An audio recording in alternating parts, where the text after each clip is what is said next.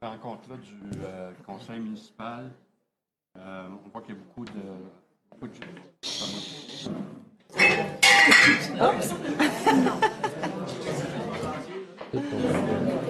le mettre à l'envers. Merci, Louis. Merci, Louis. Parle trop fort.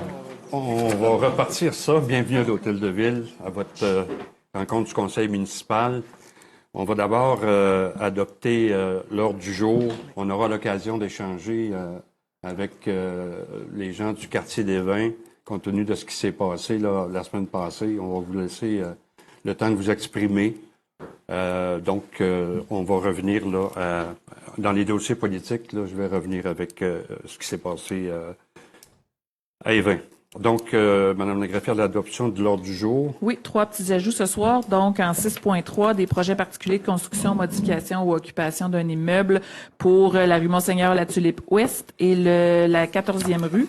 Et finalement, l'adoption d'un répertoire des comités externes auxquels participent certains membres du conseil municipal ou des employés de la ville.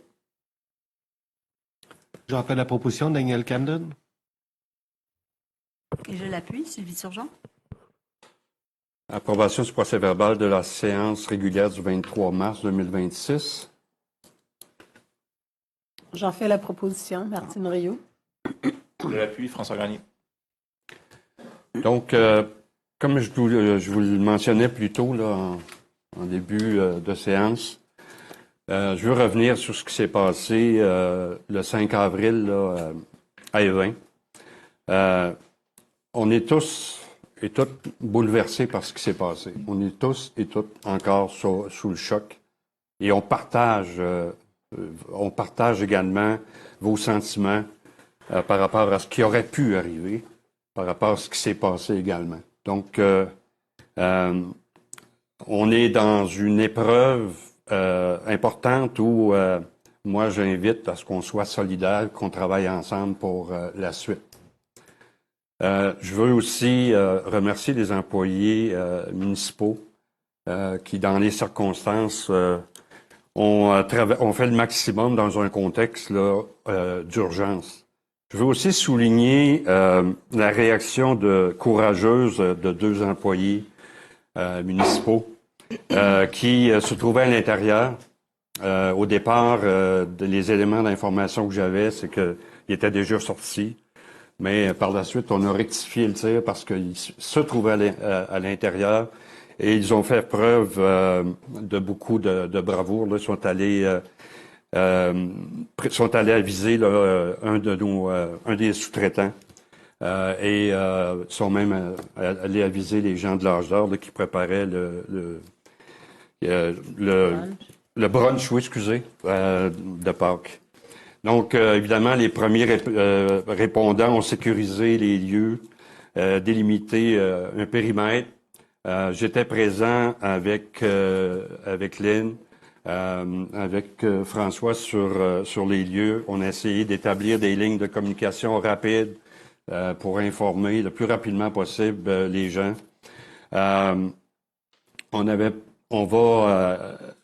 On s'est assuré également, compte tenu de la situation, de fermer les autres bâtiments là, en prévention, donc l'aréna de Cloutier et celle de Cadillac. Et dans les premiers instants, on s'est assuré d'apporter le support nécessaire à nos employés et à ceux qui étaient touchés puis qui en ressentaient le besoin. Donc, évidemment, là, vous avez constaté que pour des raisons de sécurité, l'accès à l'ensemble des bâtiments sont strictement interdits là, jusqu'à nouvel ordre. Cette interdiction inclut les sections principales de l'aréna, bâtiment de l'Âge d'Or et de la bibliothèque. Le site est entièrement clôturé désormais, sous la responsabilité de l'entrepreneur là, Y Mercier Construction, mandaté pour assurer la gestion des travaux à venir. On a des informations préliminaires.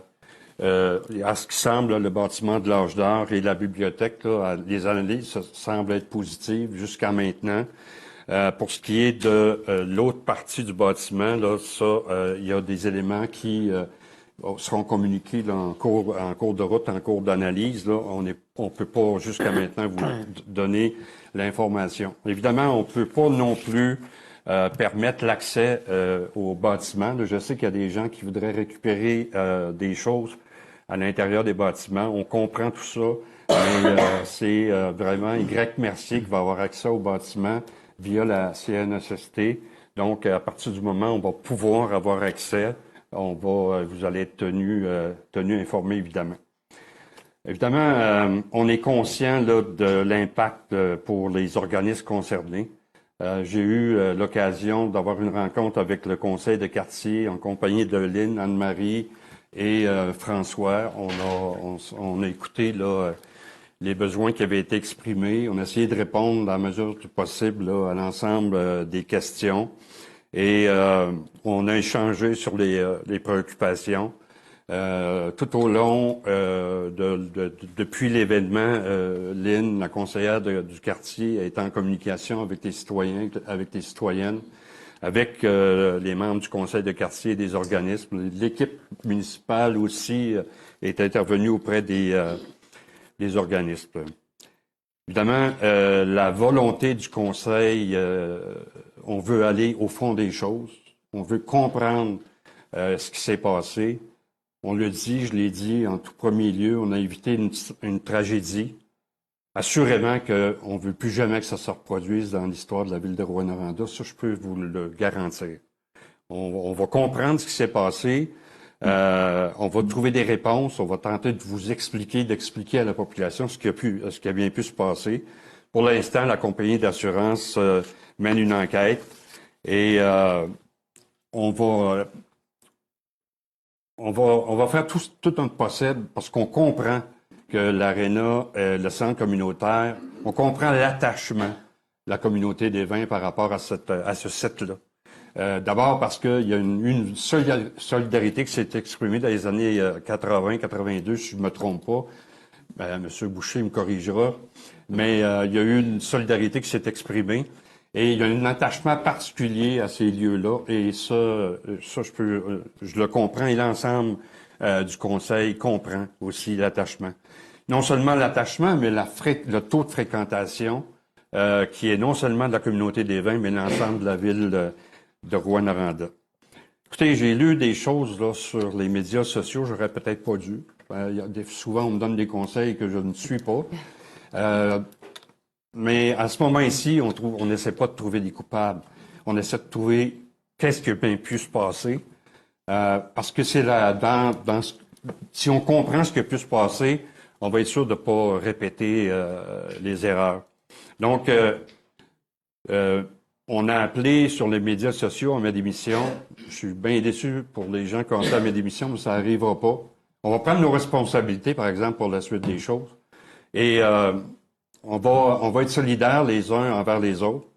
On va être en mode de trouver des solutions. Et j'ai beaucoup de respect pour les gens qui se sont sentis là, parce qu'il aurait pu être présent. J'ai répondu à quelques-uns. Il aurait pu être présent sur les lieux, puis ça, on comprend ça. On comprend tout à fait ça. Donc, on va être solidaires les uns des autres. On va travailler étroitement avec nos employés de la ville de Rouyn-Noranda parce qu'il n'y a personne à la ville de Rouyn-Noranda qui a souhaité que ça arrive. Et on va travailler avec l'ensemble de la population, nos employés municipaux, qui vivent des moments difficiles, eux autres aussi, au moment où on se parle.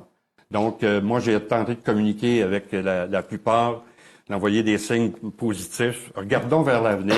Heureusement, il n'y a pas eu de victimes, mais on ne prend pas les choses à la légère, ça je peux vous garantir. Donc, il y aura une période de questions qui va être ouverte présentement.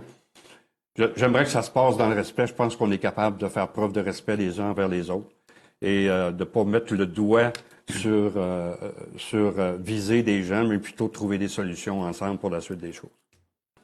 Je vais laisser la parole à madame. Merci beaucoup, Gilles. Ben moi, d'un premier temps, je voudrais saluer mes concitoyens des vins qui sont ici. Il y en a une bonne partie qui sont ici. Il y en a beaucoup qui sont à distance via Facebook. Et je voudrais aussi, dans le fond, saluer toutes les personnes qui utilisent, qui se présentent au centre communautaire et qui demeurent ailleurs qu'à Évin, donc partout à Rouyn-Noranda.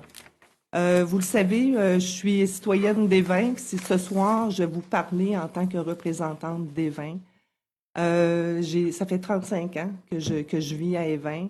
Je comprends l'attachement pour le centre communautaire. Le centre communautaire, c'est le cœur d'un village. C'est ce qui fait vibrer notre quartier. C'est là que les bénévoles se réunissent, qui travaillent les projets, qui viennent réunir l'ensemble de notre communauté et des gens de partout à Rouyn-Noranda. Le centre communautaire, c'est un vecteur de développement économique important qui accueille donc des événements de tout genre, autant sportifs, culturels, politiques, d'affaires, communautaires. Et puis, on peut en être fier.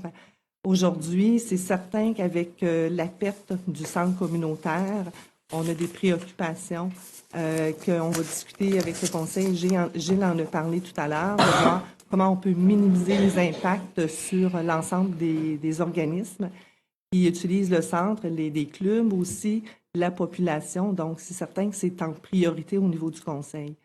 Ce que j'aimerais mentionner ce soir, c'est que oui, le centre communautaire, depuis 82, il est né en 82, d'une forte mobilisation de la communauté d'Évin.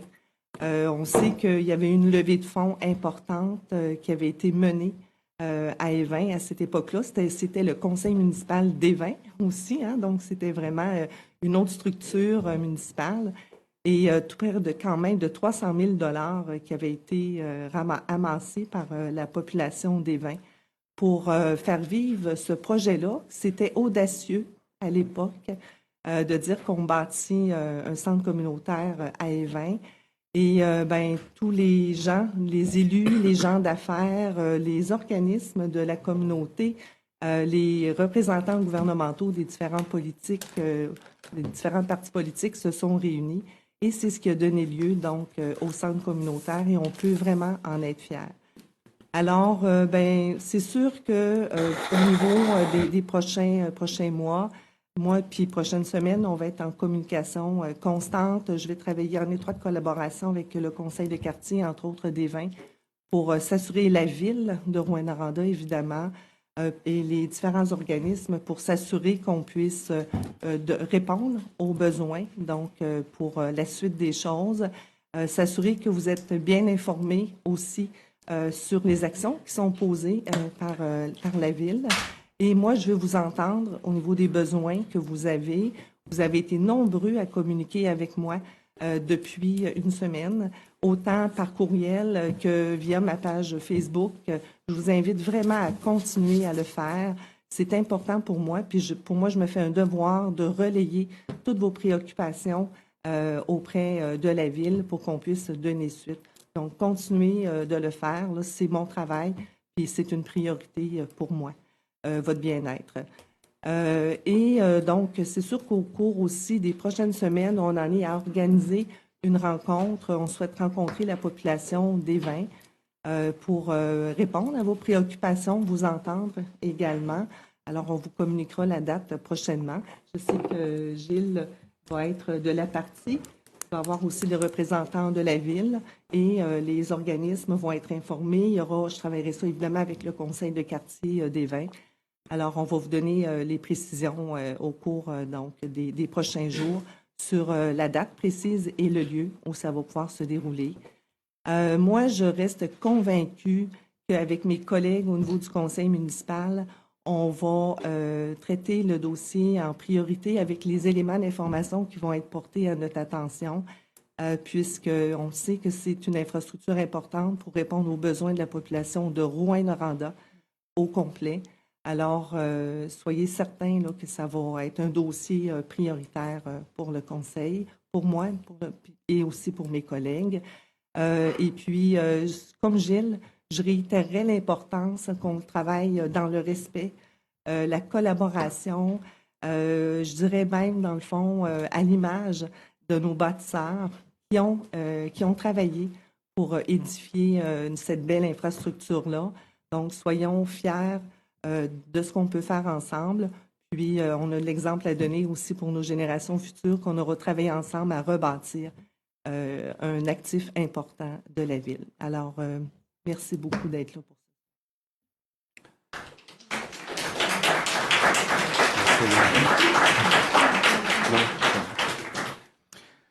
Dans un autre ordre d'idée, avant de passer la parole aux citoyens, je voulais quand même vous inviter en vue de la semaine prochaine parce qu'il va y avoir, comme vous le savez, dans le 22 avril, c'est le Jour de la Terre et le Centre de services scolaires organise une marche qui va partir de 2 endroits différents, soit l'école La Source et l'école d'Iberville. Tout le monde est invité à se joindre. C'est un événement public qui touche l'ensemble des citoyens, pas nécessairement uniquement les élèves ou les étudiants. Donc, on vous invite à vous joindre à nous. C'est à midi, départ d'Iberville, 12h30, départ de La Source. Et il y a une soupe qui sera servie à la place de la citoyenneté. Le tout pour sensibiliser, en fait, le fait que c'est le Jour de la Terre et pour développer une conscience un peu plus environnementale au cours des prochaines années, tout simplement. Merci. Donc, on est rendu aux demandes citoyennes. Je vais juste rappeler le règlement. Si vous avez 5 minutes là, pour une question, une sous-question, vos interventions. Donc, on vous laisse la parole. Merci. Mon nom est Bertrand Boucher. Je suis résident d'Évin au 45 de l'avenue Victor. Je suis président de l'association du Parc Victor, incorporé. Je suis bénévole à la bibliothèque d'Évin et je suis membre du conseil de quartier. Et j'ai été en quelque sorte nommé volontaire pour parler au nom de plusieurs organismes d'Évin, dont le conseil de quartier. Bonsoir, M. le maire. Bonsoir. Bonsoir, messieurs, dames, des membres du conseil. Bonsoir en particulier à Mme Fortin qui nous supporte, je pense, très bien dans cette épreuve que nous vivons tous ensemble. Permettez-moi, dans un premier temps, de vous présenter les représentantes et les représentants d'organismes qui se joignent à moi par leur présence ou par leur volonté pour témoigner de l'importance du centre communautaire dans le dynamisme d'Évin. Je leur demande de se lever. Madame Roxane Jalbert, qui est présidente du comité... Je ne me virerai pas de bord à chaque fois, OK? Premièrement, parce que je suis vieux et puis c'est un peu impoli. Madame Jalbert est présidente du comité des loisirs. Le Clé, comme on l'appelle, occupe un local au centre communautaire. Tout leur matériel est immobilisé actuellement. Les activités sont sur pause, donc c'est une des difficultés. Vous avez parlé, Monsieur le maire, de ce qu'on vit. Ben, moi, j'amène un peu de concrétude là-dedans, du concret. Donc, il y a des gens qui sont incapables actuellement de fonctionner, d'organiser des activités. Au conseil des quartiers, absente actuellement, Madame Françoise Bergeron-Nadeau, qui représente le club de ski de fond. 600 membres au club de ski de fond d'Évin. C'est un des plus gros clubs dans la région, sinon le plus gros. Madame Manon Guénette, qui est ici aussi, je pense, qui est présidente du Cercle de fermières et qui est membre du conseil de quartier. Le Cercle de fermières d'Évin est un des plus gros en région, 60 membres. Actuellement, il y a 10 moulins, pas des moulins, des métiers à tisser qui sont bloqués dans les bureaux, dans les locaux qui sont en dessous du centre communautaire. Un métier à tisser, ça peut valoir entre 2 et 5 000 $. Donc, il n'y a plus d'activité dans ce coin-là non plus. Madame Guénette est avec nous au conseil des quartiers. Madame Jocelyne Méran, qui est avec nous également. Madame Méran, elle est responsable du journal Ensemble pour bâtir. Le journal fête ses 50 ans cette année. Et là, je ne parle pas de Jocelyne. Le journal fête ses 50 ans. Ils sont installés au centre communautaire d'Évin, dans un local aussi qui est inaccessible actuellement. Les équipements, tout qui ont besoin pour fonctionner, et y compris les archives de 50 ans d'histoire du journal, sont actuellement inaccessibles et on ne sait pas si on peut ou non les récupérer et dans quelles circonstances et comment. Il y a Michael Joseph aussi qui est au conseil de quartier, qui est absent ce soir, mais qui est, je vais aller boire un peu d'eau, qui est responsable du centre de bénévolat et qui est donc très conscient de l'importance du bénévolat dans une communauté comme Évin. Madame Carmel Dion est avec nous également. Madame Dion est responsable de la bibliothèque des vins. La bibliothèque, il y a 15 000 volumes à la bibliothèque qui sont actuellement inaccessibles. La bibliothèque offre la lecture aux gens, mais elle offre aussi des activités, autant culturelles, autant pour les jeunes, pour les plus âgés. C'est un lieu d'activité, c'est un lieu d'animation également. Monsieur Raymond Gagnon, qui est président du Club de l'Âge d'Or. On en a parlé tout à l'heure. Le Club d'Âge d'Or, de façon très concrète, lutte contre l'isolement des personnes âgées. Il y a des jeux, il y a du jeu de cartes, il y a des poches, puis du sac de sable. J'ai jamais été capable de faire la différence.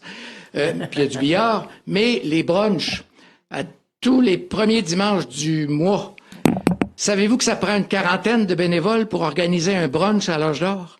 Ça reçoit entre 300, 400, des fois 500 personnes. C'est immense le travail que ces gens-là font. Et là, ils ont été obligés de sortir d'urgence, justement, le dimanche de Pâques, parce qu'il y avait un brunch d'organiser. Il y a également, j'imagine aussi, des gens qui sont du patinage artistique, des gens des clubs de hockey, jeunes, mineurs et plus vieux, qui s'occupent, qui sont des utilisateurs connus et habituels du Centre communautaire des vins. En plus des organismes qui sont bloqués dans leur fonctionnement, il faut ajouter que l'accès à la grande salle du cinquantenaire est impossible actuellement. La salle du cinquantenaire, ce sont des événements, c'est des salles qui sont louées autant pour des événements de la ville, mais que des événements civils. Donc, il y a un effet très concret qui est senti par des dizaines et des dizaines de bénévoles et par des centaines d'utilisateurs du Centre communautaire des vins actuellement. Ça, c'est fait pour les présentations. Monsieur le maire, moi au nom de ce groupe-là, j'ai des demandes et j'ai une offre à vous faire. Nous avons été un peu rassurés quand on a lu dans votre premier communiqué, le 6, après, tout de suite, le lendemain de l'effondrement. Je cite que vous nous aviez écrit « La Ville est pleinement consciente de l'importance de l'Aréna des vins pour la communauté. » On vous remercie d'être pleinement conscient. Ce qu'on souhaite, c'est que cette conscience de l'importance de l'Aréna se traduise le plus rapidement possible en une mise en œuvre de la reconstruction de la partie effondrée de l'édifice. Quant aux parties plus ou moins touchées, nous demandons que la Ville fasse tout en son pouvoir pour permettre la remise en action des activités organisées par les organismes occupant les locaux. Je pourrais vous donner une copie, Angèle. Je vous vois prendre des notes. Écoute, nous savons bien que la gestion de la Ville est une tâche immense et diversifiée et que d'autres édifices de l'ensemble de la Ville, du territoire, demandent des rénovations importantes. Mais ce qui se passe à Évin, c'est que nous faisons actuellement à un cas de force majeure. Il faut bien le comprendre dans ce sens-là. Et j'aime entendre Mme Fortin nous dire que ça va être traité prioritairement, mais nous vous demandons donc de considérer officiellement de façon prioritaire ce dossier qui est primordial, essentiel, non seulement pour la population des vins, mais pour l'ensemble des usagers qui se retrouvent un peu partout sur le territoire de Rouyn-Noranda. En clair, nous demandons au conseil municipal et à notre maire un engagement formel de reconstruire les parties endommagées du centre communautaire des vins, la reconstruction. En attendant, nous vous demandons de tout faire pour rendre accessibles les activités dans les locaux qui ont résisté, bien sûr, en respectant les consignes de sécurité qui seront mises en place.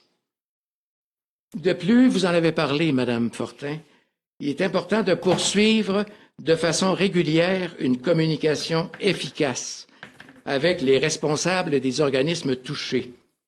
L'incertitude et une période prolongée d'inactivité risquent de décourager et de démobiliser des dizaines et des dizaines de bénévoles. C'est un danger qui nous guette. Tout ça, c'est basé sur du bénévolat, là. Hein? Il n'y a personne de payé dans les gens que je vous ai présentés tout à l'heure.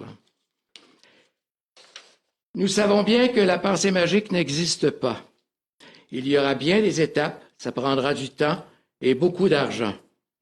Mais si la volonté du Conseil de reconstruire le centre communautaire est clairement exprimée, nous croyons que la population d'Évin sera à vos côtés.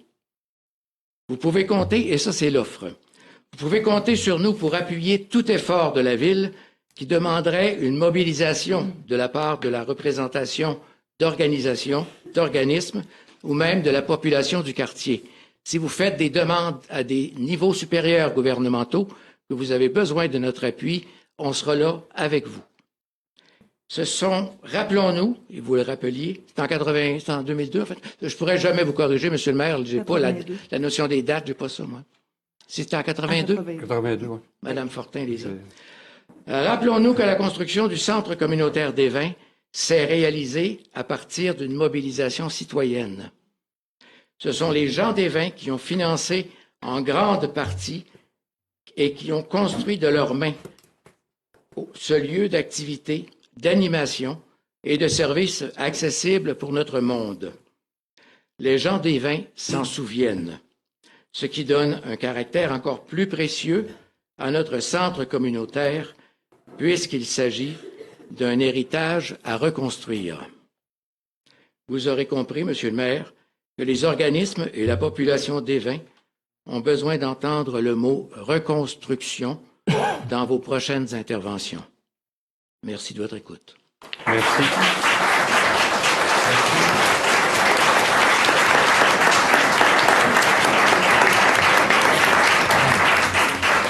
Toujours très heureux de vous entendre, M. Boucher. Soyez assurés que nous prenons les choses au sérieux, que toutes les analyses vont être faites. Et je comprends, il y a déjà une mobilisation citoyenne ce soir ici là, qui s'exprime. De savoir que vous allez être à nos côtés, qu'on va être à vos côtés, c'est dans le même esprit que les choses se sont passées en 1982. Travaillons de la même façon maintenant. On est conscient des besoins pour la communauté d'Évin. On est conscient des besoins pour l'ensemble de la ville de Rouyn-Noranda. Donc, merci de vos paroles. Je sais qu'il y a des gens en ligne. Je ne sais pas s'il y a d'autres citoyens d'Évin qui souhaitaient s'exprimer. À ce moment-ci, peut-être, si vous êtes d'accord. OK.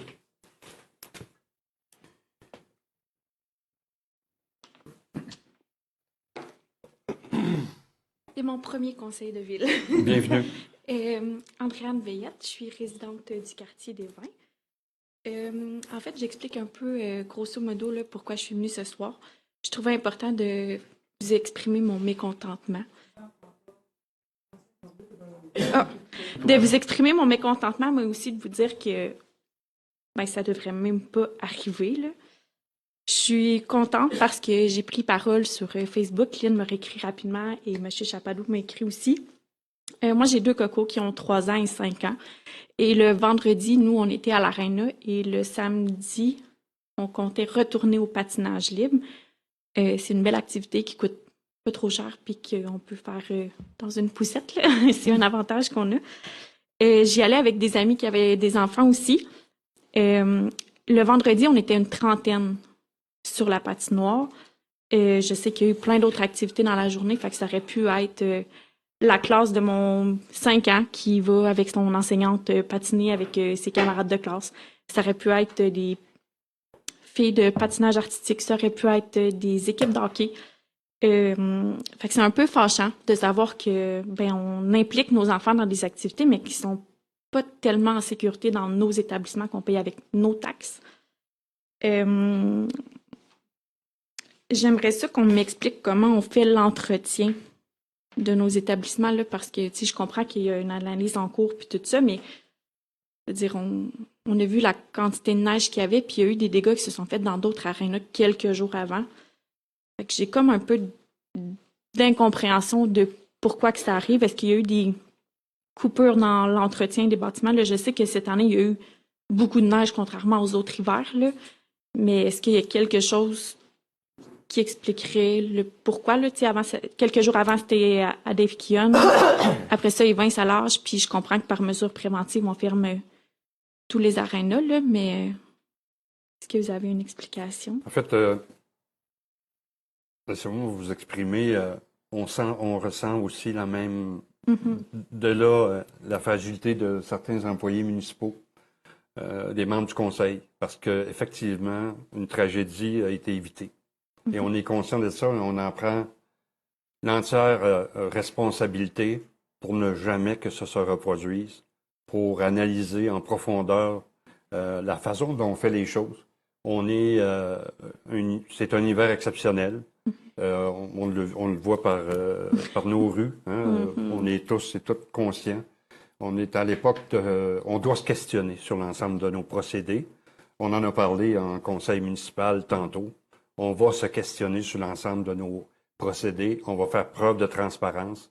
Ça, c'est l'engagement que je peux prendre ce soir au nom des membres du conseil. On est tous et toutes à la même place.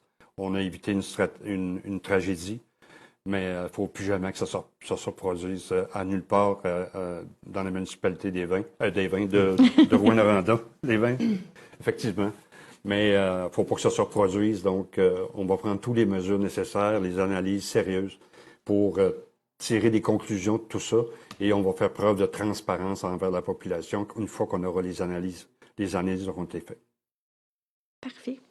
En fait, là, je voulais juste aussi vous mentionner que j'espère que ça n'aura pas d'impact. Là, je parle pour plus les tout-petits, là, vu que moi, je suis plus hockey mom, OK? J'espère juste que ça n'aura pas d'impact sur les jeunes là, qu'on inscrit dans des sports pour les faire bouger, pour les faire socialiser, pour plein de raisons. Fait que j'espère juste que eux, l'hiver prochain, n'auront pas ben là, t'as une pratique de moins parce que malheureusement, la plage horaire nous permet pas que tu ailles plus. Tu sais, on inscrit nos enfants pour plein de raisons, pour qu'ils socialisent, pour les faire bouger, dépenser de l'énergie, l'esprit d'équipe, pour plein de raisons différentes pour chaque parent. Fait que j'espère juste que c'est pas nos tout petits ou nos plus vieux qui vont écoper de cet événement-là parce qu'on sait que le centre communautaire rejoint autant mon coco de 3 ans que moi qui en a 30, puis la grand-maman qui en a 60 et tout le tralala. Là. Fait que j'espère juste que ça n'aura pas un impact sur la population en général. Évidemment, on devra prendre des mesures là, pour s'assurer d'avoir les espaces nécessaires là, pour, évidemment, comme M. Boucher en parlait tantôt de la démobilisation, bien, la démobilisation de nos jeunes aussi. Là. Donc, on prend tout ça en compte, effectivement. Parfait. Merci beaucoup. Merci. C'est une belle intervention pour la première intervention. Oui. Merci beaucoup. Andréane. Merci.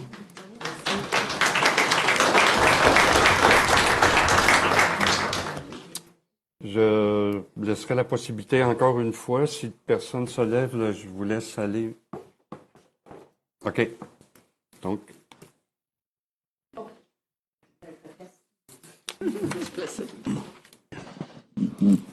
Bonsoir, je m'appelle Louise Bédard. Je viens vous parler du comité de protection de la forêt d'Alaire. J'offre beaucoup de courage pour les gens des Vins. C'est vraiment touchant ce que vous vivez. Nous, pour la forêt d'Alaire, en fait, on veut éviter que cette forêt-là soit détruite par un développement domiciliaire qui est en projet, qu'on a appris le 22 mai de l'année dernière. Alors, après cette annonce-là, il y a eu spontanément 2 citoyennes qui ont fait circuler une pétition, qui ont ramassé une centaine de noms. Il y a eu une pétition, une page Facebook, il y a eu un 120 noms et peut-être plus de gens qui étaient en désaccord avec ça. On a fait le tour un peu du quartier, on a ramassé des noms des supporters. Alors, je vous annonce que dans la salle, il y a des gens des Vins, mais il y a des gens du quartier d'Alaire aussi. Je ne sais pas s'ils peuvent lever la main, mais on partage la salle avec les Vins de tout cœur. Alors, notre demande, c'est l'ancien conseil avait pris comme décision de faire un développement domiciliaire dans cette forêt urbaine de 1 km² qui est très, très fréquentée par les gens du quartier, qui est très entretenue par les gens du quartier. Il n'y a même pas de comité de bénévoles, ça se fait tout seul. Alors, le chemin est entretenu, les branchages sont coupés, Les poubelles sont ramassées, c'est vraiment, je dirais, organique, là, comment ça se fait. L'avantage, c'est un petit joyau dans la ville. C'est vraiment, toutes les villes devraient posséder sa forêt, devraient posséder son lieu en plein centre-ville où on peut se rendre en autobus. Fait que bref, il va y avoir quelques personnes qui vont expliquer un peu mieux qu'est-ce que c'est cette forêt-là. Puis je vous rappelle que c'est déjà tout à fait bâti dans le plan climat que vous êtes en train de regarder, dans le schéma d'aménagement que vous rêviez qu'en 2030, que Rouyn-Noranda serait vraiment reverdi et il faut vraiment reverdir énormément pour faire contrepoids à la fonderie. Là, on s'entendra qu'on est une ville où il faut particulièrement plus mettre un effort là-dedans. Alors, c'est un principe de précaution, c'est pas encore fait, mais je vous dirais que depuis 1 an, on est presque jour et nuit à essayer de trouver des moyens de vous convaincre de revoir votre décision. Merci.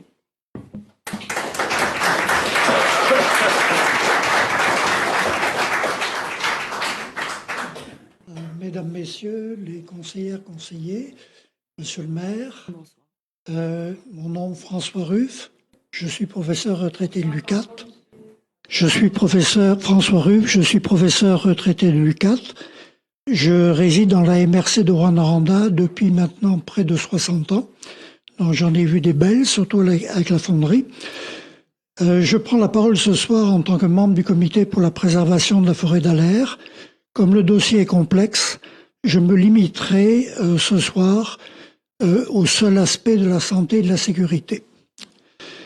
Pour ceux et celles d'entre vous qui ne connaissent pas les lieux et qui n'ont pas eu l'occasion de les fréquenter, j'ai préparé une feuille pour chacun d'entre vous avec des photos d'un côté et de l'autre côté, au verso, une photo satellite qui représente, dans laquelle j'ai tracé le secteur envisagé pour un développement. Ce que nous appelons la forêt d'Allaire correspond à la définition exacte d'une forêt urbaine. On y trouve toutes les espèces arbustives de la forêt boréale mixte, ainsi qu'une faune et une flore riches et diversifiées. C'est un écosystème unique et exceptionnel au cœur d'une ville, très riche en biodiversité, mais particulièrement vulnérable à tout bouleversement. Il est composé d'un haut sommet rocheux au pied duquel a repoussé une forêt naturelle.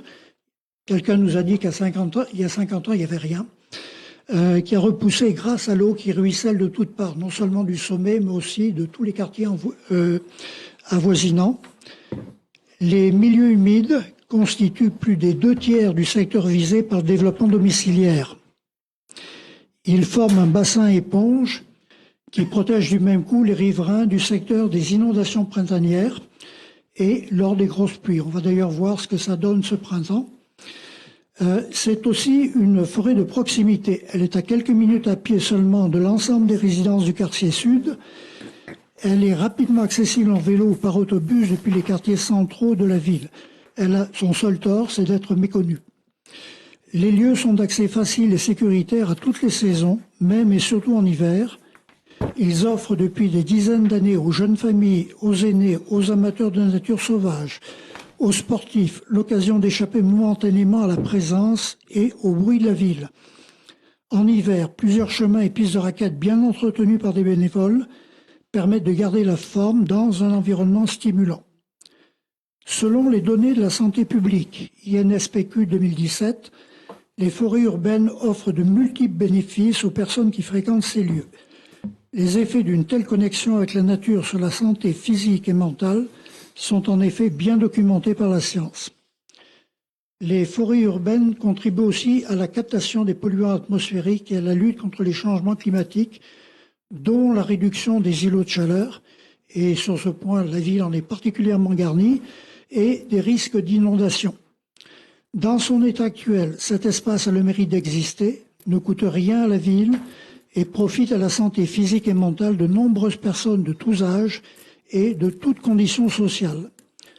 En remplaçant cette forêt urbaine par du béton et de l'asphalte, la ville est-elle en train de tourner le dos à l'héritage du docteur Lacombe, à Ville et Villages en Santé, à ses propres orientations telles qu'elles apparaissent dans son plan d'urbanisme 2015-2030, à sa politique de verdissement et enfin au plan climat qu'elle est en train d'élaborer présentement. Nous souhaiterions au contraire faire de cet espace un écoparc récréatif éducatif, accessible à tous les citoyens et citoyennes en ville et plus particulièrement aux enfants des écoles, sans oublier les jeunes pensionnaires de la maison Rwanda. Cela impliquerait évidemment un changement de zonage pour l'affectation récréation pour tout le secteur visé par le développement domiciliaire. Merci de votre écoute. Merci.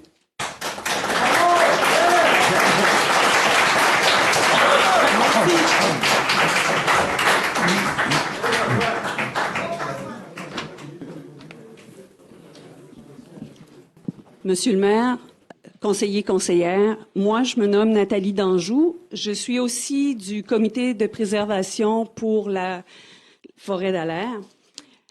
Je vais vous inviter à visualiser ce projet qui est porteur.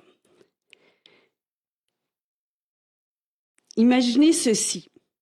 La forêt d'Alaire est préservée, est pleinement vivante. Elle est un lieu qui rassemble, inspire et qui est profondément ancré dans le quotidien des résidents et résidentes de Rouyn-Noranda. La ville de Rouyn-Noranda, fidèle à son esprit, douce rebelle, a une fois de plus su se démarquer en posant un geste fort, riche de sens, qui parle autant au cœur qu'à l'avenir. La forêt d'Alaire, c'est pas simplement un espace protégé, c'est un milieu de vie. Un lieu où l'on respire, où l'on apprend, où l'on se reconnecte à l'essentiel. C'est devenu une forêt récréo-éducative accessible à tous. Cet espace prend aussi tout son sens pour les gens qui vivent en logement et qui n'ont pas accès à une cour. Il devient alors un prolongement naturel de leur milieu de vie, un lieu pour se déposer, se retrouver ou simplement être en nature. Aujourd'hui, des aménagements permettent, là où c'est possible, l'accès aux personnes à mobilité réduite. Des enfants y découvrent la nature autrement que dans des livres. Ils touchent la terre, ils observent les insectes et la nature. Ils comprennent les cycles de la vie directement sur le terrain, accompagnés par des enseignants ou leurs parents. Des adolescents y trouvent un espace pour se ressourcer, réfléchir, créer, loin du bruit, mais tout près de chez eux. La forêt est devenue une véritable classe à ciel ouvert, un laboratoire vivant pour les écoles. Elle est aussi un lieu de santé physique et mentale, un espace de rencontre intergénérationnelle. Des adultes et des aînés y marchent sur des sentiers paisibles, renouant avec quelque chose d'essentiel, dans un environnement apaisant et inspirant. Et surtout, Rouyn-Noranda a fait le choix de placer la nature au cœur de son identité. Dans un contexte où son image devait être repensée, la ville s'est positionnée avec force comme une véritable capitale de la nature en milieu urbain. Elle n'oppose plus développement et environnement, elle réconcilie avec intelligence et vision. Préserver la forêt d'Alaire a été bien plus qu'une décision. C'est un message clair et durable d'une communauté qui pense à long terme, qui valorise la qualité de vie et qui choisit avec fierté de laisser un héritage. L'histoire retiendra ce que vous aurez choisi d'en faire. Une forêt détruite met des années à se refaire. Celle-ci a mis près de 75 ans selon ce qu'on a entendu. Une ville sans nature devient une ville sans respiration. On connaît tous la valeur d'une qualité d'air, d'avoir de l'air pur. Perdre cet espace vert naturel, c'est perdre un lieu qui contribue déjà à notre qualité de vie à tous. Choisir de laisser un héritage, ça commence ici, dans ce qu'on décide aujourd'hui de préserver. Attaché à la qualité de vie de notre ville et à la protection de ce qui la rend unique, nous vous demandons de reconsidérer tout projet qui pourrait nuire à l'intégrité de la forêt d'Alaire. Dans son état actuel, cet espace a le mérite d'exister. Il ne coûte rien et il apporte déjà beaucoup. Sa disparition, en revanche, pourrait coûter très cher. Financièrement, au niveau environnemental et humainement. Cette année, la Ville s'est dotée d'une œuvre exceptionnelle, l'Enfant Lumière. Je vais emprunter les mots de Karine Bertillaume. Tel l'arbre qui se déploie dans la lumière, l'enfant nous demande une ultime prise de conscience, un geste concret, un ancrage durable, fort et vrai envers ce qui nous entoure. Merci pour votre attention. Merci.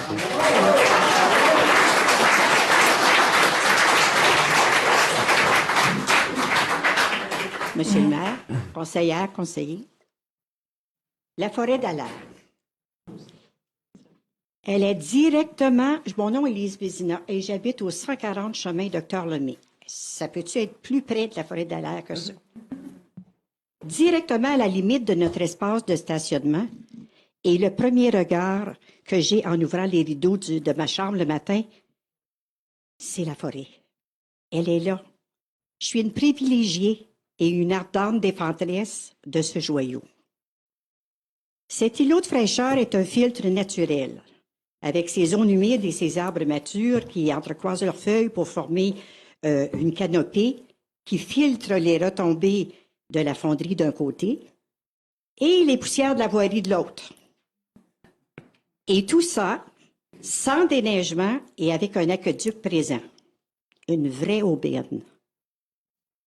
Avec son sentier aménagé et à la portée de tous, cet espace se prête bien à la randonnée. Idéal aussi pour les promeneurs de chiens, les rêveurs, les amants de la nature, les familles, les éducateurs et leurs groupes, spécialement ceux du Centre de réadaptation de la maison, je les vois passer très souvent.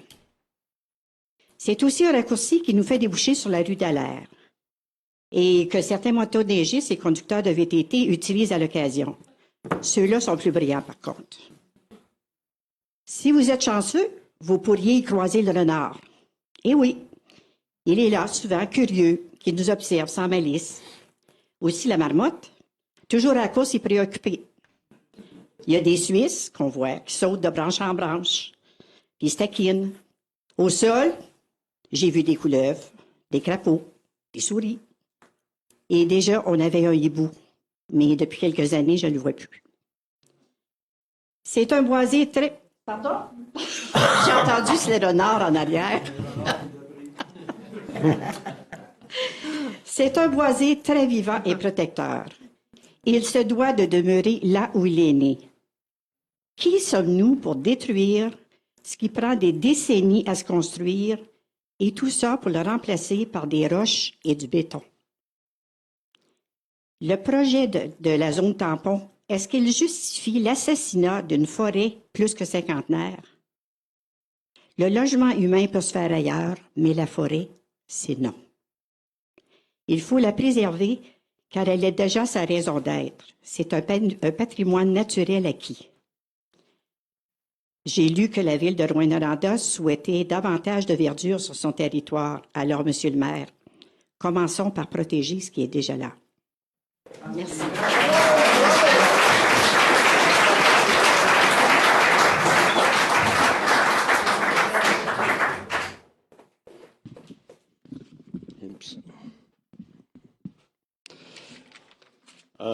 Messieurs, mesdames, les conseillers, conseillères, monsieur le maire, je m'appelle Bruno Weber, ça fait plus de 30 ans que j'habite à Rouyn. Puis c'est la première fois de ma vie que je me présente ici avec vous. car cet enjeu me tient à cœur. Alors, je vais vous présenter les enjeux qui me tiennent à cœur. Et d'abord, je vais vous parler de cette forêt et pourquoi la préserver. D'abord, pour moi, cette forêt est un refuge important pour la biodiversité. On y trouve, comme mon ami l'a mentionné, des marmots, des renards, des lièvres, des hermines, et même parfois des coyotes et des moufettes. Ces animaux ne sont pas seulement de passage, ils y demeurent toute l'année. Et détruire ce boisé entraînerait une perte vraiment réelle et irréversible de la biodiversité locale. Ensuite, ce site comprend des milieux humides essentiels. Alors, les milieux humides, comme vous le savez, aident à gérer l'eau, à prévenir les inondations et à maintenir l'équilibre. Bon, tout ça, c'est bien beau, mais ça, avec les problèmes d'aqueduc à Rouen, vous savez très bien que nous sommes dans un des points les plus hauts de Rouen-Noranda. Et toute cette masse d'eau-là, si elle part, elle partira directement. Et il y a déjà, au niveau de la verrue Iberville, des problèmes d'aqueduc récurrents tous les ans. Donc, ça va augmenter la quantité d'eau. Ce sont des écosystèmes rares, parce qu'il y a quand même 3 milieux humides. C'est pas comme tous les boisés qu'on trouve à Rouen, hein. On a vraiment une spécificité d'avoir des milieux humides là-dedans. Et qu'en fait, l'été, même le boisé n'est pas forcément accessible, parce que c'est tout mouillé. Mais il y a assez de sentiers pour s'y promener. Cette forêt aussi est un lieu de vie pour les citoyens. On y fait de la raquette, c'est une alternative au parc à fleurs d'eau. Puis aussi du vélo, de la marche, un espace accessible à pied pour beaucoup de résidents. Il n'est pas nécessaire non plus d'avoir une automobile pour aller soit à Skiwanis ou au bout de la rue Perrault dans les sentiers de Rouen. Et puis on peut y faire beaucoup de choses. Ensuite, c'est aussi un accès direct à la nature. Le site aussi possède un cap rocheux remarquable qui permettrait, éventuellement de faire une tour belvédère et d'avoir une vue exceptionnelle sur la ville. Et en même temps, c'est une occasion d'une mise en valeur qui changerait un peu et qui serait vraiment un attrait touristique différent de ce qu'on connaît de la Maison du Moulon ou les églises orthodoxes, etc. On pourrait aller et en forêt et monter sur un belvédère. Donc ce serait un nouvel attrait pour la ville. Je pense que c'est pas à négliger non plus. Faut être aussi pragmatique. Il faut que ça serve à quelque chose si on la préserve pour toute la communauté, pas seulement pour les gens de la rue d'Allaire. Ensuite, je voudrais signifier, et ça c'est pour moi un des plus importants, c'est la dernière forêt de ce type-là à Rouen, il n'y en a pas d'autres.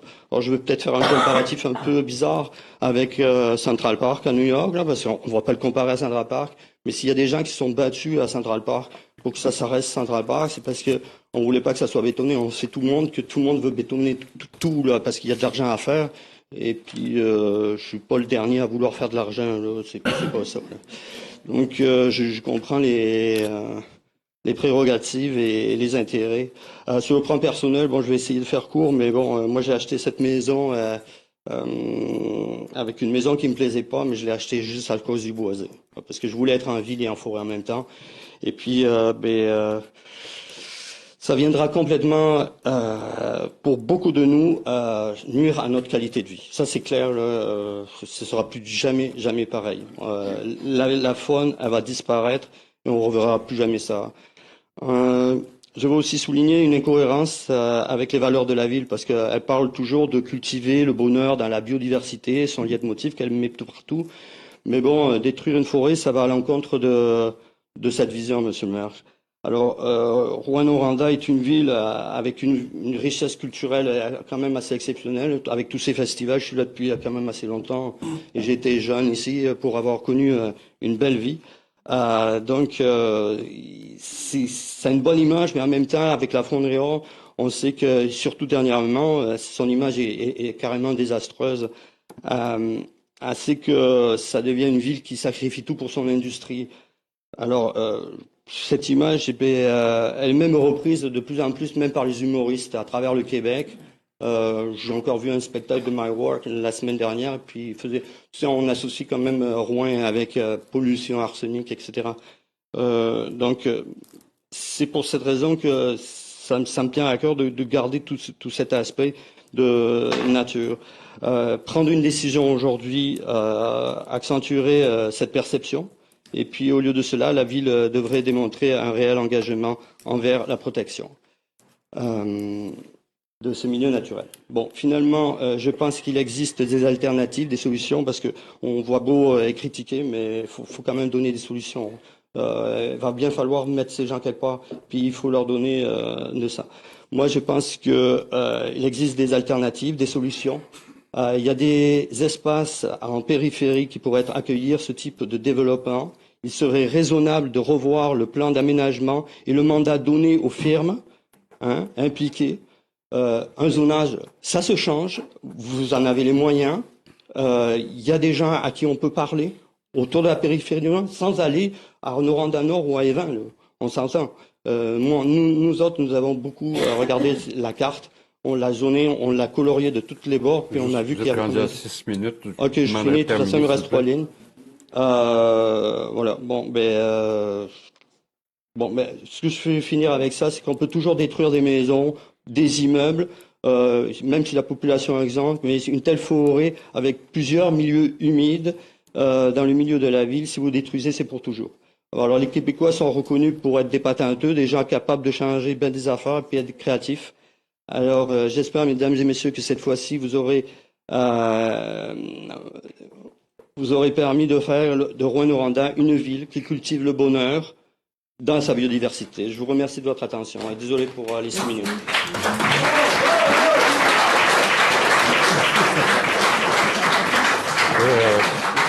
Je vais juste reconnaître là, la dernière personne qui est en arrière de vous comme intervenante, puis on va mettre fin à la période d'échange.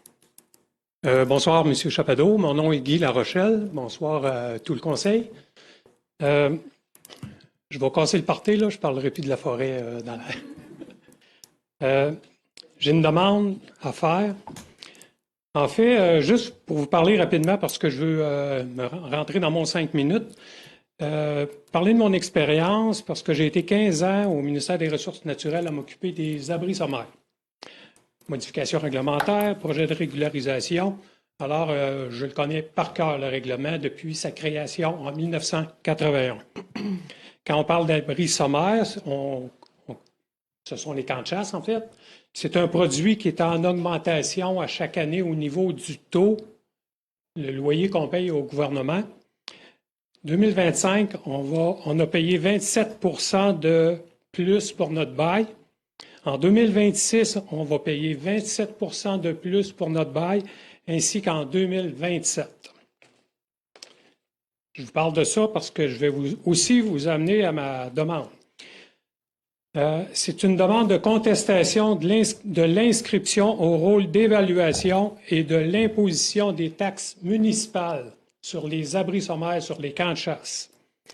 Ma conjointe et moi, on possède 2 abris sommaires localisés dans le territoire non organisé du territoire de Rouyn-Noranda. Juste pour vous dire, ils sont situés à 105 km d'ici. Les démarches que j'ai entreprises jusqu'à maintenant, j'ai à 2 occasions rencontré Mme Tousignan ainsi que sa collègue, Mme Godreau. J'ai eu une discussion avec l'évaluateur qui est engagé par la Ville. C'est un évaluateur au privé, Jean-François Aubin. J'ai eu une discussion avec un avocat et j'ai eu une discussion avec une personne du tribunal administratif du Québec. Tout ça, ça s'est fait depuis décembre. Le tribunal administratif du Québec me dit que la demande est recevable. Dans la lettre de contestation, qui m'a pris quand même un bon petit bout de temps à rédiger, c'est 2 pages, 8,5-14, sur laquelle on retrouve 15 points à considérer. Jusqu'à maintenant, je considère que j'ai raison dans cette demande-là. Je ne vous lirai pas l'ensemble des 15 points parce qu'on va sortir du 5 minutes. Par contre, j'ai fait 3 copies, une pour M. le maire, une pour Mme Tousignan et une seule copie pour l'ensemble des conseillers. Advenant le refus, Parce que jusqu'à maintenant, c'est toujours refusé, là. Mais j'ai jamais eu la certitude que j'ai tort dans ma démarche. La prochaine démarche, ce serait de m'en aller au tribunal administratif du Québec. Ça demande de l'argent. Ça va demander de l'argent à la ville et ça va demander beaucoup de temps. Moi, je suis prêt pour aller au tribunal. Mon dossier est fait. Par contre, je crois bien, avant que la ville se présente là, Monsieur le maire, il va falloir que vous mettiez pas mal de temps là-dessus, puis je pense que vous avez d'autres choses à faire. Juste un des points que j'ai fait ressortir dans le document, c'est que l'entente de délégation entre le ministère des Ressources naturelles et la ville de Rouyn-Noranda prend fin en mai 2026. Ça veut dire que moi, comme propriétaire, je vais avoir affaire au gouvernement, je n'aurai plus affaire à la ville. Et c'est un des points à considérer. Alors, j'aimerais pouvoir vous laisser ça. Et je demeure disponible pour une rencontre avec n'importe qui. Si vous avez une table, je suis prêt à vous rencontrer. Et les coordonnées sont à l'intérieur de ça. Merci tout le monde. Merci, M. le maire. Merci, M. le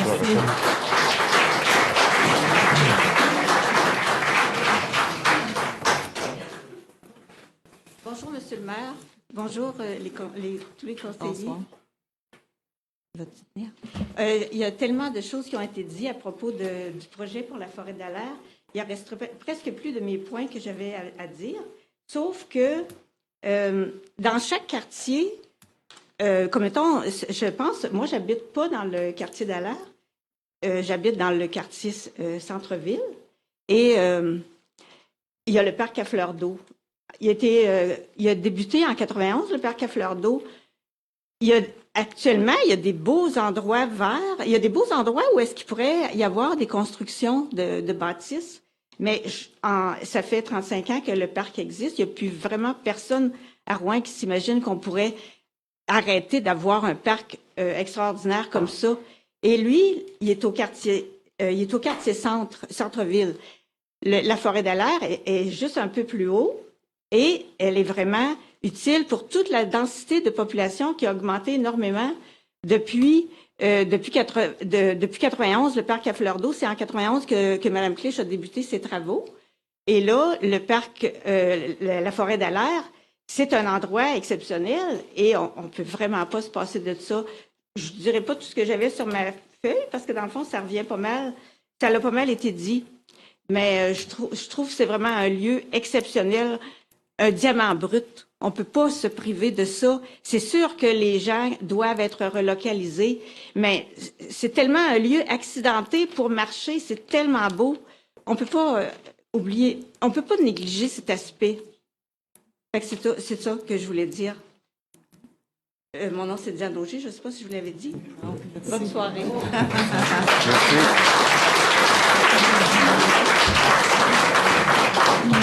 Merci à tous et toutes là, de vos interventions, évidemment. On va prendre en considération ce qu'on a entendu. Il y aura des discussions. Nos équipes vont continuer à travailler là, sur le terrain. Vous allez être consultés, informés et on vous reviendra ultérieurement. Merci beaucoup. Madame la greffière. Oui, donc, dérogation mineure. Dans les dérogations mineures, projet particulier de construction, modification et occupation des meubles et PIA. Est-ce que vous souhaitez qu'on donne quelques minutes que les gens... Oui, on va... Ah, je vais passer ça. Je vais aux toilettes.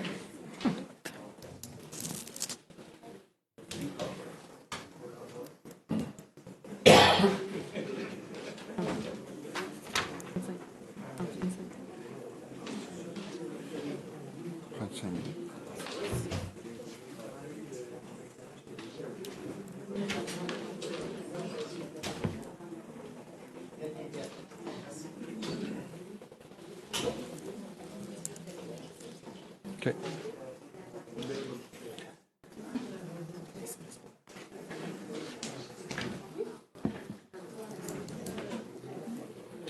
Ben, je pense que oui, parce que ça...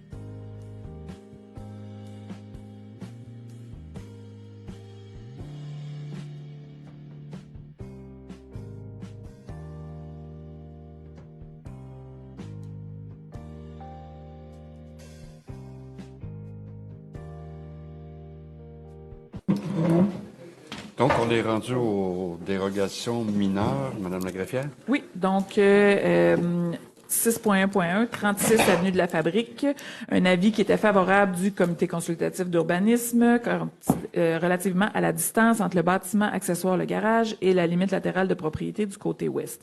Est-ce qu'il y avait des commentaires dans la salle?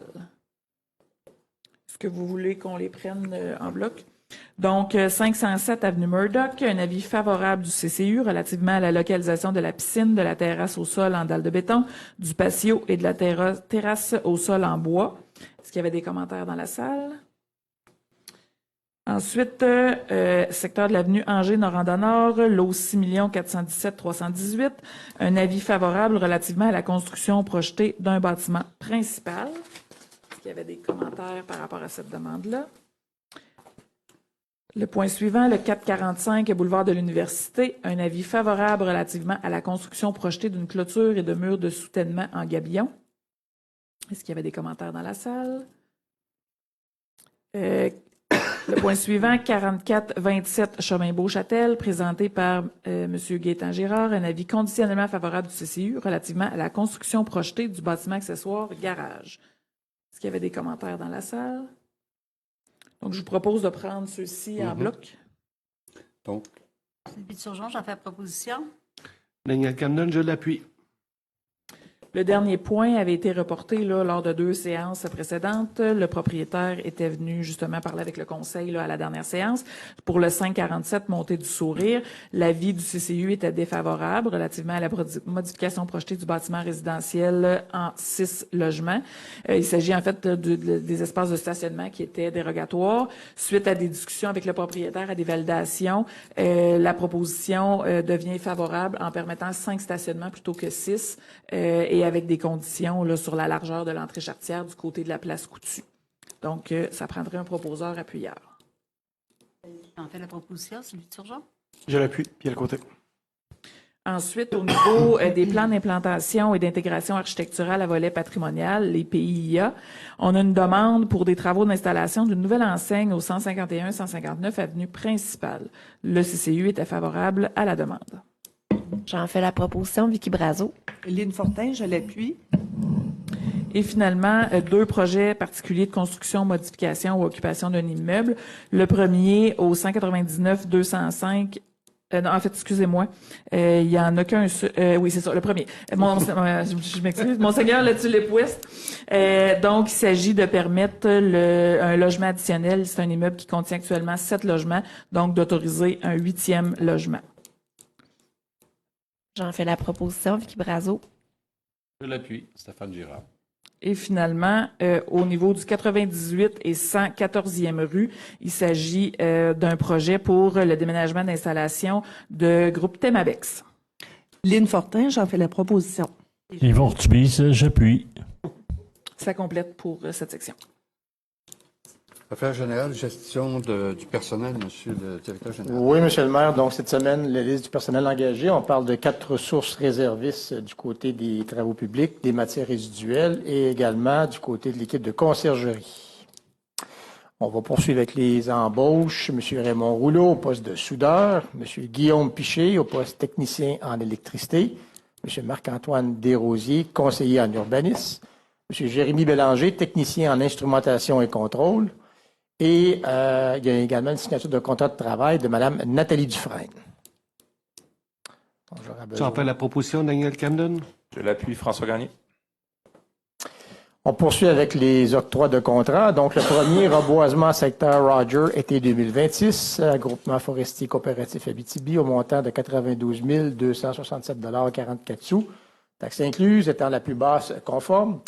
Fourniture de pierres concassées 2026 à 9045-2491 Québec Inc., entreprise Gaétan Jolicoeur, au montant de 88 362,32 $, taxes incluses, étant la plus basse conforme. Relocalisation d'équipements électriques au monument de la Note de cuivre à Jean-Yves Moreau Électrique incorporé au montant de 78 827,15 $, taxes incluses, étant la plus basse conforme. Réfection de la ruelle Cardinal Bégin et Monseigneur Réaume à Construction Le Miro incorporé au montant de 1 287 542,62 $, taxes incluses, étant la seule soumission reçue et conforme. Marquage ponctuel des chaussées 2026, symbole, sur le territoire de la ville de Rouyn-Noranda, à entreprise Techline Incorporée, au montant de 95 449,44 taxes incluses, étant la plus basse conforme. Fourniture et épandage d'abat-poussière liquide 2026 à 675-9165 Canada Inc., ARM Entreprise, au montant estimé de 330 090 et 59 sous, taxes incluses étant la plus basse conforme. Contrat de transport par autobus des participants d'animation jeunesse 2026, transport scolaire Rouyn-Noranda limité au taux unitaire présenté en annexe étant la seule conforme. Acquisition de mobilier urbain pour le parc Perrault-la-Rivière à Mobilier Urbain Incorporé au montant de 84 558,37, taxes incluses étant la plus basse conforme.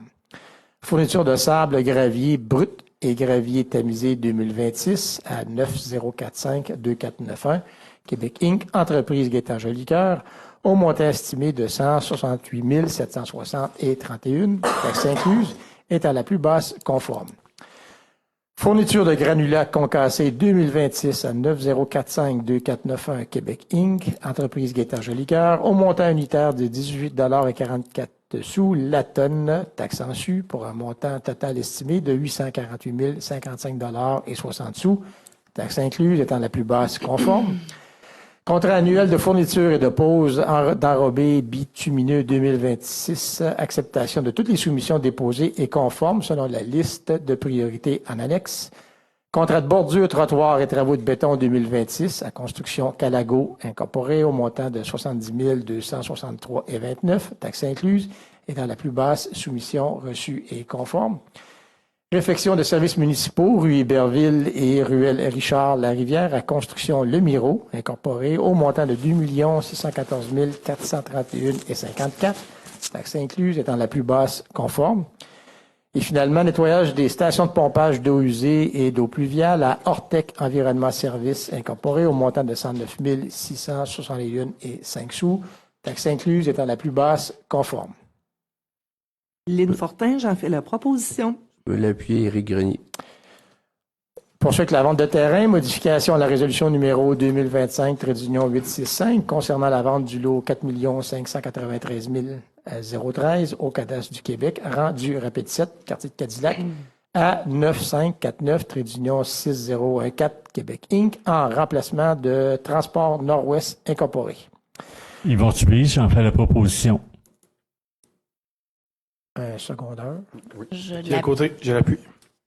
Pour les deux autres, si vous voulez, on va les faire en bloc. Vente d'une partie du lot 6 701 311 au cadastre du Québec, rue Mathieu à 9517, 5212, Québec Inc., aux fins d'agrandissement du bâtiment principal situé au 701 avenue Davie.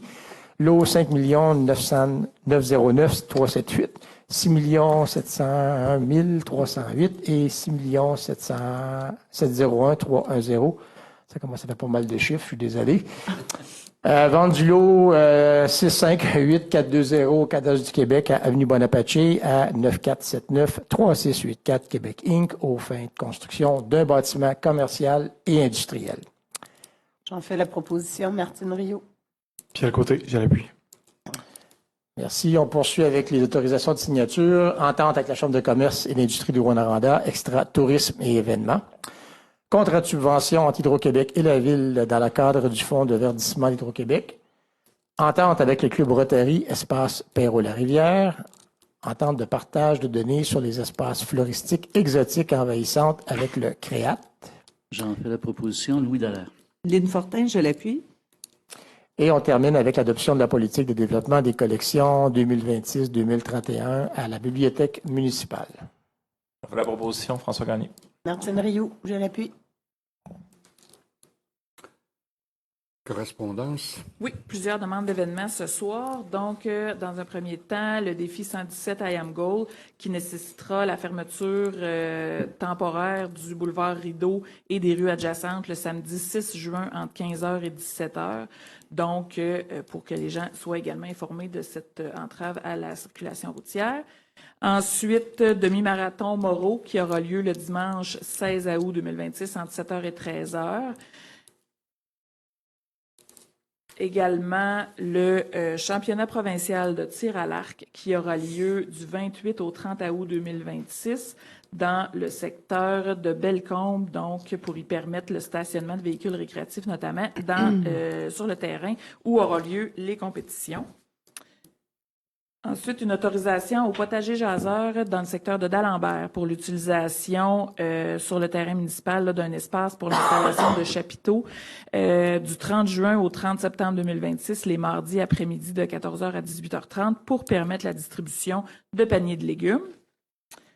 Une journée plein air Agnico Eagle qui aura lieu le 6 juin 2026 dans le stationnement de l'Arena, au terrain de balle et au terrain de tennis dans le secteur de Cadillac en fait, l'installation aura lieu du 4 au 8 juin pour l'événement qui aura lieu le 6 juin. Et finalement, la fermeture complète d'une partie de l'avenue Carter entre la 7e et la ruelle avant la 8e pour un événement qui aura lieu le 8 mai 2026 de 15h jusqu'à 3h du matin le lendemain. Donc, permettre la tenue de l'ensemble de ces événements. J'en fais la proposition, Stéphane Girard. Yvon Ortubise, j'appuie.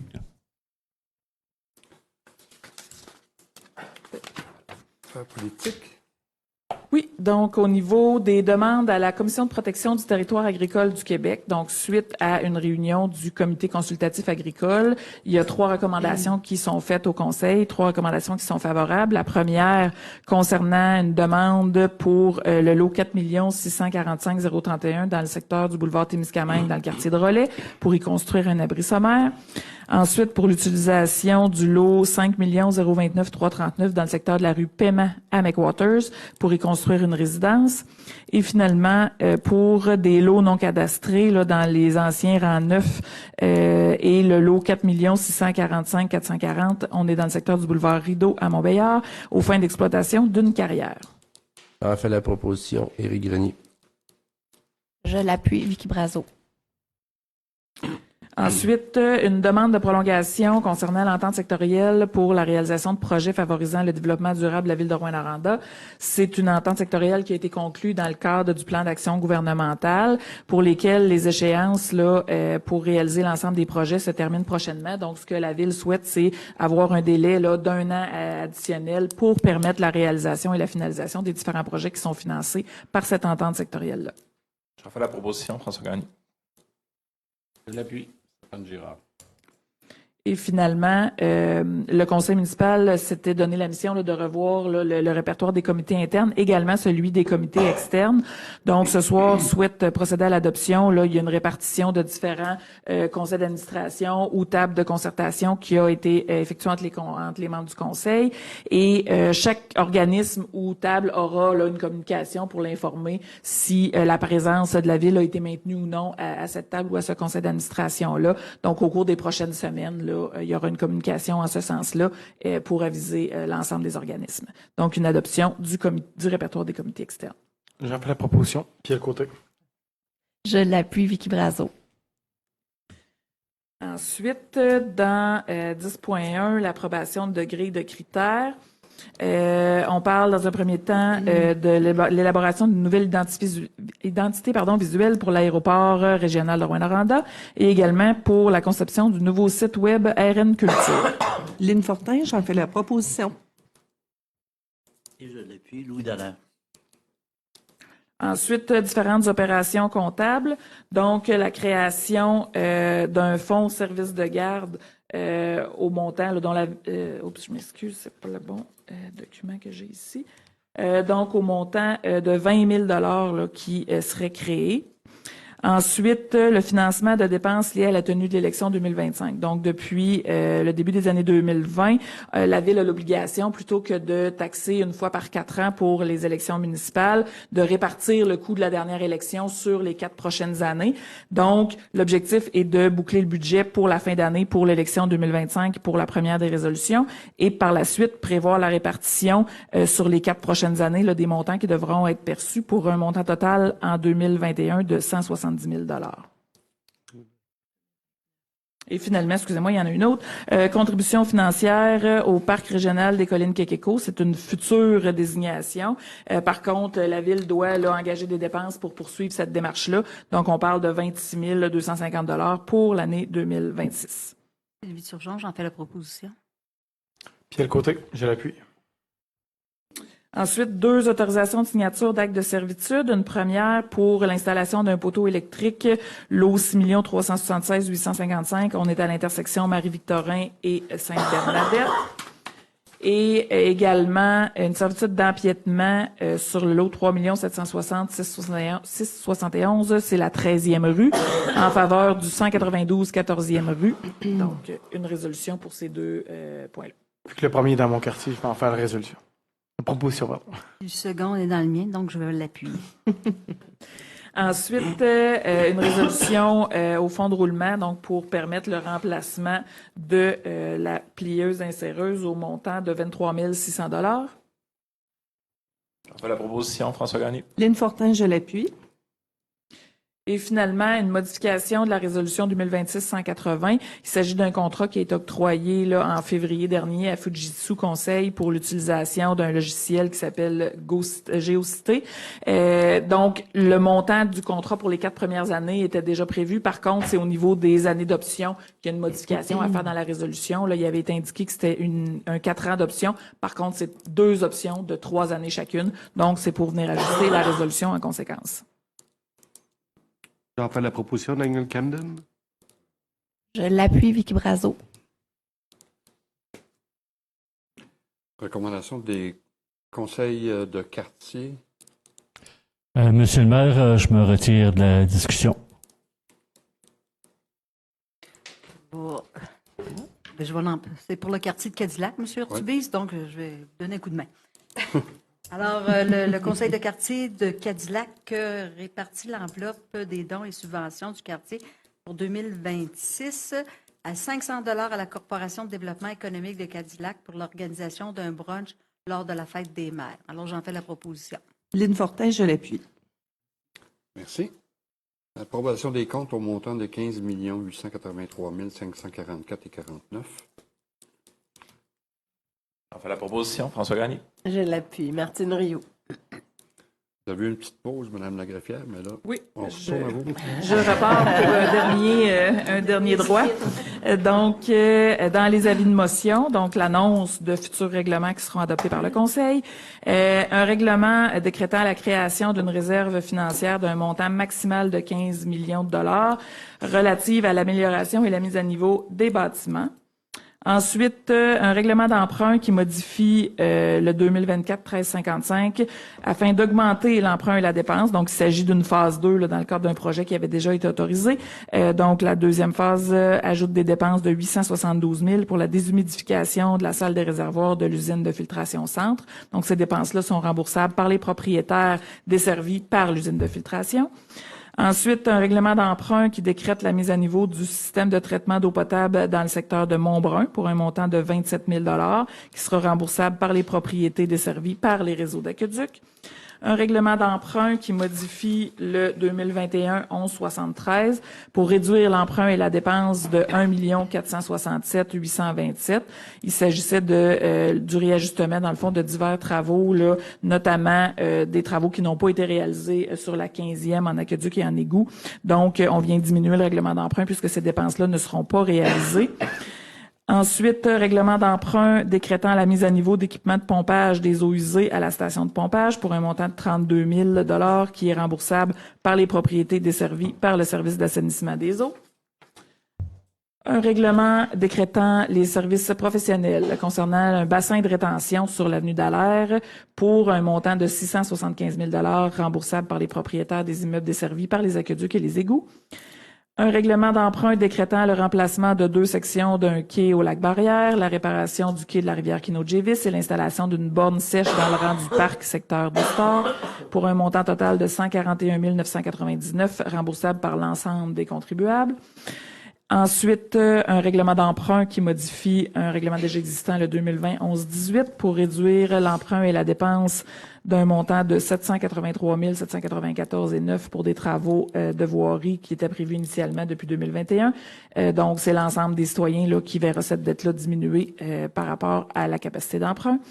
Et finalement, le règlement d'emprunt décrétant la réfection du parc Caron et la refonte du parc des Pionniers de l'Avenue du Lac dans le cadre du projet de legs du 100e anniversaire au montant total de 11 131 000 $ pour lequel il y a une subvention de 10 millions qui est attitrée au projet et qui est remboursable pour la balance par l'ensemble des citoyens de la Ville de Rouyn-Noranda. Donc, un avis de motion pour commencer. L'avis de motion, Stéphane Girard. Ensuite, les deux premiers projets de règlement ne concernent pas là, les différents avis de motion. Donc, à la suite d'une consultation publique qui a eu lieu à la dernière séance, l'adoption du second projet de règlement 2026-1430, on modifiait par ce règlement-là le zonage dans le secteur de l'avenue Wolfe, dans le centre-ville, et également, on venait modifier le zonage dans le secteur du chemin du Lac-Hélène, dans le quartier de Desvins. Ensuite, à la suite de l'avis de motion qui a été donné à la séance précédente, l'adoption du règlement 2026-1433. C'est une étape obligatoire après une élection. Avant le 1er mai, le Conseil doit avoir adopté un nouveau code d'éthique et déontologie des élus municipaux. Donc, il s'agit ce soir de l'adoption du code d'éthique conformément à la loi. Et ensuite, vous avez l'ensemble des projets de règlement pour les avis de motion qui ont été donnés précédemment. Si vous me permettez, dispense de lecture pour le reste des projets. Vous le méritez bien. Lynne Fortin, j'en fais la proposition.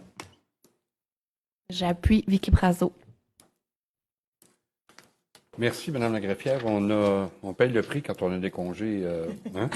C'est ce qui arrive. Donc, c'est pour ça là, qu'on a beaucoup plus de matériel qu'on en a d'habitude. Merci beaucoup. Période des questions allouées aux journalistes, ça va se faire en individuel. Donc, on est rendu à la levée de la séance. On fait la proposition, Sylvie Surgeon. Je peux l'appuyer, Éric Grenier. Merci. Merci beaucoup. Merci.